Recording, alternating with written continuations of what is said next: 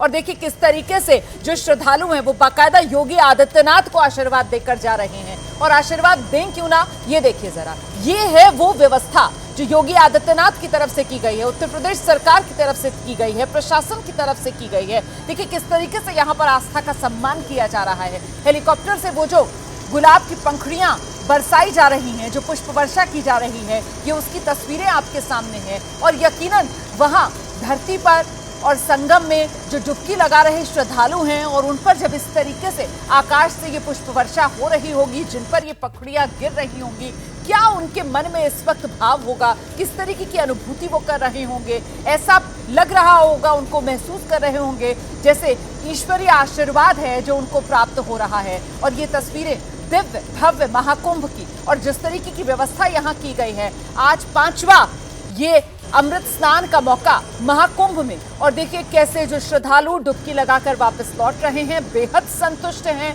प्रशासन की, योगी सरकार की जमकर प्रशंसा कर रहे हैं और भरपूर आशीर्वाद योगी सरकार को देकर जा रहे हैं, योगी आदित्यनाथ को देकर जा रहे हैं। हम सीधे आपको लेकर चलेंगे, हमारे साथ हमारे सहयोगी अवधेश लगातार संगम नोस पर बने हुए हैं और वहीं पर आपको एक बार फिर से लेकर चलेंगे किस तरीके से श्रद्धालुओं का रेला संगम नोस पर पहुंच रहा है, संगम में डुबकी लगा रहा है और वो आस्था का जो जोश है वो किस तरीके से हाई है। जरा बातचीत कीजिए अपने आसपास मौजूद श्रद्धालुओं से, अवधेश। जी बिल्कुल, तो ये जो आस्था का सैलाब है वो लगातार बढ़ा। एक बार तस्वीरें दिखा देता हूँ, आप देखिए ये जो क्रम है श्रद्धालुओं के आने का, ये टूट नहीं रहा है, लगातार जारी है और एक रफ्तार देखिए बनी हुई है। ऐसा लगता है कि जो समंदर है, सागर की लहरें हैं जो बहती चली जा रही हैं और जिनका कोई ना आदि है न कोई अंत है। और इसी आस्था के अनादिकालीन परंपरा के बीच जो लोग आए हैं उनसे बातचीत कर लेते हैं। कहाँ से आए आप? हम मध्य प्रदेश से आए, शाजापुर जिले से। स्नान हो रहा है? हाँ, स्नान हो रहा है। सोशल मीडिया पे से अफवाह फैला रखी थी कि जिससे कि क्या है कि बहुत ज़्यादा भीड़ हो रही है, भगदड़ मच रही है, प्रशासन की कोई व्यवस्था नहीं, लेकिन यह सब झूठ बात है।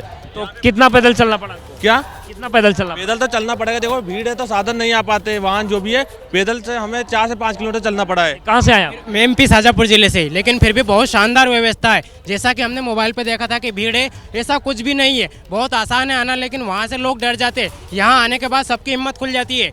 कहाँ से आया? हम भी एमपी से। हमें यहाँ आकर ऐसा लगा कि हमारा जीवन सफल हो गया है और ऐसा जन सैलाब देख के ऐसा लग रहा है कि त्रेता युग वापिस आ गया है। सुन, त्रेता युग वापिस आ गया है।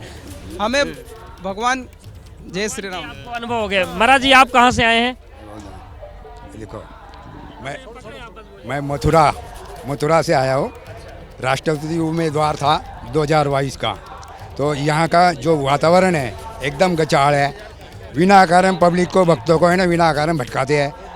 सभी पुल खाली करके रखे हैं और इस पुल पे जाओ उस पुल पे जाओ, एक तो 10-20 किलोमीटर पहले ही चल चुके हैं भक्त लोग, उनको परेशानी का घर बना दिया। और भी ना संगम पे आने के लिए उसको ये पुल पे मत जाना, वो पुल पे मत जाना, वो उधर जाओ, इसके भटका कर डाइवर्जन से परेशान है। हाँ, डाइवर्जन से परेशानी है। दूसरी को तो संगम में लोग आस्था लगा स्नान करने आ रहे हैं, यहाँ एंजॉय करने के नहीं आ रहे हैं। तो प्रशासन ने ये विचार रखना चाहिए कि जो अपना दायित्व है वो निभा के भक्तों का भी मन का विचार रखना चाहिए। कहाँ से आए महाराज जी? मैं मथुरा गोकुल नगलापोला से आया हूँ, शिवानंद पर। कैसा अनुभव आपका? अनुभव बहुत अच्छा रहा, लेकिन थोड़ा सा दुख भी है इसके साथ में। बहुत वृद्ध लोग हैं, बहुत बुजुर्ग लोग हैं, कोई बीमार है, कोई वो है, उनके लिए जो व्यवस्था है वो व्यवस्था इनको सरकार को अच्छी करनी चाहिए। उनके लिए एक ऐसा सामने निकल कर आ रही है। अब देश जो बुजुर्ग लोग हैं उनको इतना चलने में शायद दिक्कत हो रही है, इस वजह से वो उसको साझा कर रहे हैं। लेकिन ज्यादातर जो भक्त हैं उनका जोश हाई है। महाकुंभ में आज भीड़ का मैनेजमेंट बहुत अच्छा दिख रहा है। अधिकारी जो है वो मुस्तैद हैं। एडीजी जोन भानु भास्कर हैं, पूरी व्यवस्था की जानकारी एबीपी न्यूज को उन्होंने दी है, सुनिए। हमारे सातों दिशा से जो लोग आ रहे हैं, जो लोग जौनपुर से आ रहे हैं, जो लोग हमारे बनारस से आ रहे हैं, वाराणसी से आ रहे हैं, जो लोग मिर्ज़ापुर से आ रहे हैं, जो लोग हमारे चित्रकूट से आ रहे हैं, रीवा से आ रहे हैं, और इसके साथ साथ जो प्रतापगढ़ से आ रहे हैं, रायबरेली से आ रहे हैं, फतेहपुर से आ रहे हैं, सभी सुव्यवस्थित ढंग से आ रहे हैं, जहाँ पे स्थानीय जिलाधिकारी और पुलिस अधीक्षक साथ मिलके जो है सभी ट्रैफिक को साथ में ले जाके सुव्यवस्थित ढंग से उनको प्रयागराज तक पहुँचा रहे हैं और प्रयागराज में स्नान करके वो वापस जा रहे हैं। वीकेंड को लेकर के एक जो हाइप क्रिएट हुआ था और हमने भी वो देखा कि काफ़ी दूर से जो जैम था, अभी उसकी क्या स्थिति और वो कैसे क्या चल रहा है? जाम के बारे में बहुत सारी भ्रामक सूचनाएं हैं। जैसे अभी फैलाई गई थी कि चित्रकूट में जाम है। जब वहाँ के जिलाधिकारी और पुलिस अधीक्षक से पूछा गया तो पता चला कहीं जाम नहीं है। लोग बड़े उत्साह से वहाँ रामघाट में स्नान कर रहे हैं। स्नान करने के बाद से वो प्रयागराज की तरफ आ रहे हैं। इस तरह की तैयारियाँ सभी जगह है और ये एक जनपद में नहीं, इस तरह की तैयारी अयोध्या में भी, इस तरह की तैयारी हम लोग बनारस में है, जहाँ श्रद्धालुओं के स्वागत के लिए पुलिस प्रबंधन और प्रशासन दोनों पूरी तरह से तैयार है, मुस्तैद है। तो आप सुन रहे थे, अधिकारियों की तरफ से जानकारियां साझा की जा रही हैं कि किसी तरीके की जाम की अब कोई दिक्कत नहीं है। इसको लेकर कुछ भ्रम है, वो लोगों को दूर कर लेना चाहिए। और आइए सीधे रुक करेंगे, हमारे साथ स्टूडियो में खास मेहमान धर्म पत्रकार भव्य श्रीवास्तव भी मौजूद हैं और जरा उन्हीं से जान लेते हैं कि महाकुंभ के महादर्शन तो एबीपी न्यूज पर दर्शक हमारे कर ही रहे हैं, लेकिन मुझे लगता है भव्य अब जरा आपको इस महाकुंभ की महाकथा उससे भी दर्शकों को अवगत करा देना चाहिए। बिल्कुल, देखिए, पौष पूर्णिमा से माघी पूर्णिमा एक महीना, पूर्णिमा मतलब जब पूर्ण चांद होता है, और ऐसी कथा आती है कि चांद की गलती के कारण ही कुंभ हुआ। क्योंकि जब राक्षसों और देवों में युद्ध हो रहा था, तो जब वो अमृत कलश निकला तो इंद्र के बेटे जो जयंत थे उनको वो कलश ले जाने की जिम्मेदारी दी गई। पर उस समय 4 देवता भी उनके साथ थे। उसमें एक चंद्रमा था, एक सूर्य था, एक बृहस्पति था, एक शनि था, और ये चारों की गति के कारण ही कुंभ लगता है।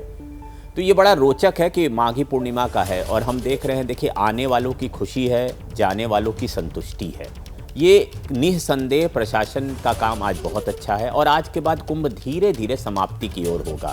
नहीं, अब इसमें चंद्रमा का जो दोष था वो कहाँ रह गया? नहीं, अब चंद्रमा का दोष था कि चंद्रमा की जिम्मेदारी थी कि कलश में से अमृत न छलके। तो चारों जो अलग अलग देवता थे उनको क्या क्या जिम्मेदारी दी गई थी, जरा बताइए ना विस्तार से। चंद्रमा को जिम्मेदारी दी गई कि भाई आप जब कलश इंद्र के बेटे जयंत लेकर जा रहे हैं तो वो छलके नहीं। अच्छा, ये छलके नहीं, ये जिम्मेदारी दी गई, अब वो छलक गया। ठीक है, और बाकियों को क्या क्या जिम्मेदारी? सूर्य को जिम्मेदारी दी गई थी कि ये कलश टूटे नहीं। अच्छा, तो टूटा तो नहीं कलश? टूटा नहीं। और बृहस्पति को जिम्मेदारी दी गई कि राक्षस कहीं से छीन न ले, तो वो भी नहीं हुआ। ठीक और है। सबसे बड़ी जिम्मेदारी शनि को दी गई कि कहीं जयंत खुद ही ये ना पी जाए और अमृत देवताओं के काम ना आए। तो जिनको कलश की रक्षा करने की और जिनको कहा गया कि आप कलश लेकर जाओ यहाँ से, राक्षसों से इसको बचाओ, उन पर भी नजर रखने के लिए तैनाती शनि महाराज की कर दी। कहा जाता है शनि, यही शनि को लेकर बड़ा भय बनाया जाता है, लेकिन शनि की भूमिका जीवन में न्यायोचित रहने की है। न्यायप्रिय शनि, न्यायप्रिय शब्द है। तो देखिए, कुंभ तो बहुत बहुत बहुत गजब एक मैं कहूंगा एक उत्सव है। ऋग्वेद में मैं आपको बहुत रोचक बात बताऊं, देखिए, नदी अनुष्ठान के बारे में 10,000 वर्ष का एक इतिहास है जो इतिहासकारों ने लिखा है। हाँ, और दरअसल ऋग्वेद में कुंभ शब्द आता है, लेकिन वो इस स्नान के संदर्भ में नहीं आता है। 10वें मंडल के 7वें सूक्त में एक मंत्र आता है जिसमें कुंभ वर्ड आ रहा है, जहां इंद्र के बारे में कहा जाता है। ऋग्वेद के 600 साल बाद अथर्ववेद लिखे जाने की बात कही गई है। अथर्ववेद में पूर्ण कुंभ शब्द आता है। अच्छा, हाँ, तो आप समझिए कि हमारे वेदों में भी इसका और प्रयाग का महत्व तो हम सभी जानते हैं। और भी बड़ी रोचक बातें हैं, पता नहीं समय है या नहीं। 1822 का जब कुंभ हुआ, तो एसके दुबे एक इतिहासकार है, उनकी एक किताब है कुंभ सिटी प्रयाग। तब ₹1.25 का लगान लगा था। आपको अंग्रेजों ने वो वसूला था, अंग्रेजों ने। लेकिन एक और रोचक बताऊं, अकबर ने भले जजिया कर हटाया था, लेकिन अकबर ने कुंभ पर कर लगाया था। अच्छा। बाद में उसे हटाया, फिर अंग्रेजों ने उसे अपनाया। तो 1822 के कुंभ में बहुत सन्नाटा था। जिस तरह आज हम इस कुंभ में देख रहे हैं, ऊपर से अमृत गिर रहा है और ये इस बार तो आस्था का पूरा सम्मान यहाँ पर किया जा रहा है। इस बार का जो कुंभ है वो अद्भुत है। आपने इतनी दिलचस्प बातें यहाँ पर बताई हैं।